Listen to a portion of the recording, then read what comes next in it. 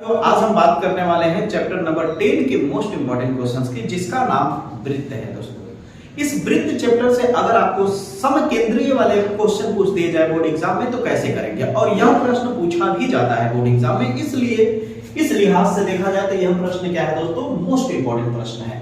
और यह जब भी प्रश्न पूछा जाता है 4 नंबर में प्रश्न पूछा जाता है दोस्तों, इसलिए यह प्रश्न को ध्यान से देखिए, बहुत ही कीमती प्रश्न है और बहुत ही कम समय में बेहतर समझ में आएगा आपको। तो बिना देर के आइए स्टार्ट करते हैं। सबसे पहले प्रश्न क्या कहता है देख लेते हैं। कह रहा है 3 सेंटीमीटर और 5 सेंटीमीटर त्रिज्या के 2 समकेंद्री वृत्त हैं। सबसे पहले समझिए समकेंद्री वृत्त क्या होता है। अगर कोई केंद्र हो, मान लीजिए केंद्र हो, और उस केंद्र पर अगर कई सारे केंद्र एक ही हो, लेकिन उसपे उसी केंद्र से कई सारे वृत्त खींच दी जाए, इसी केंद्र से एक वृत्त खींच दी जाए, इसी केंद्र से एक और वृत्त खींच दी जाए, या एक और खींच दी जाए, एक और खींच दी जाए, ऐसे वृत्त को कहते हैं समकेंद्री वृत्त।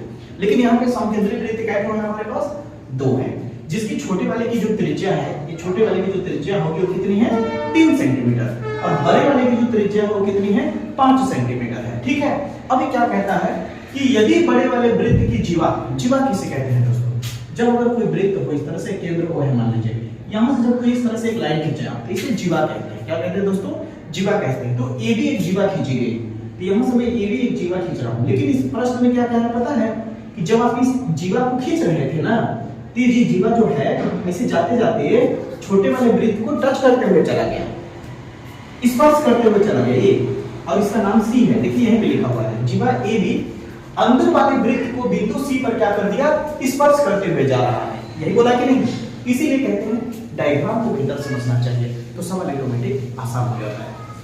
उसके बाद कहता है जो आपने जीवा खींचा AB, ये पूरी जीवा लंबाई पूरा A से B तक, इसकी लंबाई कितनी है बताइए। तो सबसे पहले हम इसको करने के लिए एक खास बात बता देते हैं दोस्तों कि जब भी कोई वृत्त हो, अगर उस वृत्त को छूते हुए कोई लाइन से जा रही है, इसे स्पर्श रेखा कहते हैं। क्या कहते हैं, स्पर्श रेखा। और केंद्र O से अगर स्पर्श बिंदु जहां पे टच हुआ है बीच वाला पॉइंट, उसी पर अगर एक त्रिज्या खींच दी जाए तो हमेशा वो 90 डिग्री होता है। कितना होता है दोस्तों, 90 डिग्री। ठीक है, तो वही हम यहाँ पे काम करेंगे। ये जो आपका केंद्र O है दोस्तों, ये केंद्र O है, यहाँ से मैंने एक लाइन खींची, ये छोटी वाली त्रिज्या है, गौर से देखिए तो केंद्र से परिधि की दूरी क्या होती है, त्रिज्या कहलाती है। तो यहाँ से जो मैंने लाइन खींची है ये हमारी त्रिज्या है छोटी वाली, और छोटी वाली त्रिज्या कितनी है 3 सेंटीमीटर दी गई है। और बड़ी वाली त्रिज्या क्या होगी, बड़ी वाली त्रिज्या केंद्र से बड़े वाले तक छुआ दें इसको ले आते यहाँ तक, तो क्या हो गई 5 सेंटीमीटर। ठीक है दोस्तों, ये बड़ी वाली त्रिज्या है। उम्मीद करता हूँ इतनी बात आपको समझ में आ गया होगा दोस्तों। अगर आप चाहे कहीं भी खींच लीजिए त्रिज्या, यहाँ खींचेंगे तो भी 5 ही आएगा, यहाँ से यहाँ तक मिलाएंगे तो भी 5 आएगा, यहाँ से यहाँ तक लाएंगे तो भी 5 आएगा। तो मेरे को इसे कैलकुलेट करके A और B का वैल्यू निकालना है, तो मैं जहां मन तहां क्यों लिखूं, मैं तो अपने सुविधा के अनुसार लिखूंगा ना। तो मैंने जानबूझ के इस लाइन को ऐसे खींचा ताकि त्रिभुज बन जाए। और जब यहाँ पर देखिए दोस्तों तो आपको एक त्रिभुज दिख रहा होगा, और त्रिभुज कैसा दिख रहा है, यहाँ पे मैं बना देता हूँ इस जगह पे, तो आपको इस तरह से त्रिभुज दिख रहा होगा, एक ट्रायंगल दिख रहा होगा जो समकोण त्रिभुज है। और इस समकोण त्रिभुज में यहाँ पे आपका 3 सेंटीमीटर दिख रहा है, और यहाँ पे कितना है 5 सेंटीमीटर। आपको पता होगा दोस्तों कि ये लंब होता है, कर्ण होता है और ये आधार होता है। तो आधार निकालने के लिए हमें आधार निकालने के लिए फार्मूला लगाना पड़ेगा। तो हमारे पास जो चीज जैसे आप सॉल्व करेंगे, हमारे पास छोटी त्रिज्या जो है R वो 3 सेंटीमीटर है, बड़ी त्रिज्या कैपिटल R वो कितना है दोस्तों हमारे पास 5 सेंटीमीटर। ठीक है, हमें आधार अगर पता चल जाए AC का वैल्यू, तो हमारा काम हो जाएगा। तो यहाँ पर हम लोग क्या करेंगे, आधार निकालेंगे। तो आधार बराबर होता है कर्ण का स्क्वायर माइनस लंब का स्क्वायर रूट। ठीक है, याद रखिएगा। तो अब यहाँ पे हम आधार क्या है हमारे पास AC, यहाँ लिख देंगे AC बराबर कर्ण क्या है हमारे पास OA, यहाँ हो जाएगा OA माइनस लंब के जगह पे क्या है OC, तो हो जाएगा OC का स्क्वायर। ये आ गया आपका फार्मूला। इसे आप लिखे चाहे ना लिखे, मैंने आपको समझाने के लिए बस लिख दिया। ठीक है, अब उसके बाद आपके पास क्या है AC बराबर OA कितना है आपके पास 5 का स्क्वायर माइनस OC कितना है आपके पास 3 का स्क्वायर। तो अब बताइए दोस्तों 5 का स्क्वायर 25 होगा, माइनस 3 का स्क्वायर कितना होगा 9 होगा।